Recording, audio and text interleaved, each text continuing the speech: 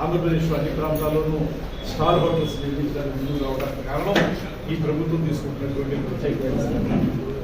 అందుకే ఇవాళ ఈ సంవత్సరాల కాలంలో 18 నెలల కాలంలో సుమారు 30,000 కోట్ల రూపాయల పెట్టుబడుల్ని ఈ సెక్టార్లో ఆకర్షించగలిగాం.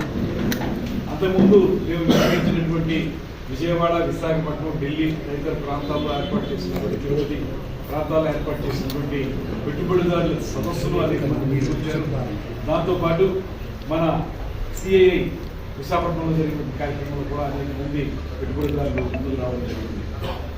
117కు పైగా ప్రఖ్యాత సంస్థలతో ఒప్పందాలు చేసుకున్నాం మొత్తంగా ఈ సదస్సులో.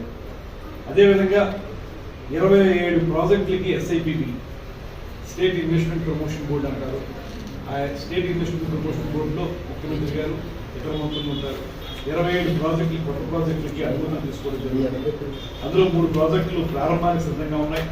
పురోగతిలో 12 ప్రాజెక్టులు ఉన్నాయి. శంకుస్థాపనకు సిద్ధంగా 5 ప్రాజెక్టులు ఉన్నాయి.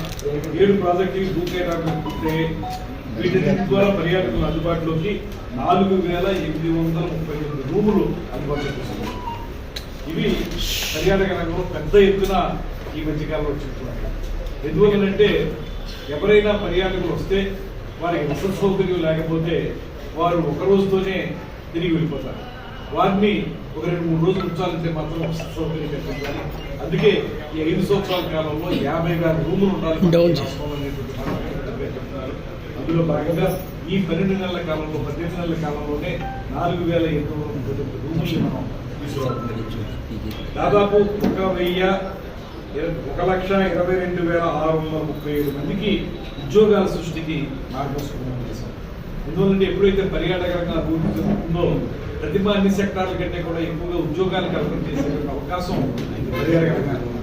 అందులో భాగంగా ఇవాళ మనం చేపడుతున్నటువంటి ఈ కార్యక్రమాల వల్ల ప్రమాణమే 1,22,637 మందికి ఉద్యోగాల కల్పన, ఉపాధి కల్పన జరిగేందుకు అవకాశం దొరికింది. అదేవిధంగా దేశవ్యాప్తంగా 2025-26లో 11,272 రూమ్స్ ఏర్పాటైతే 3 ఒక వంతు హోటల్ ఏపీలోనే ఏర్పాటు కావడం అనేది గొప్ప విషయం.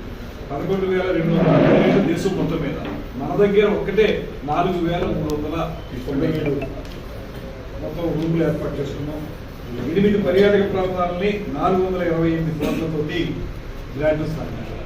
ముఖ్యంగా కేంద్ర ప్రభుత్వ సహకారం కూడా బాగా లభిస్తున్నారు.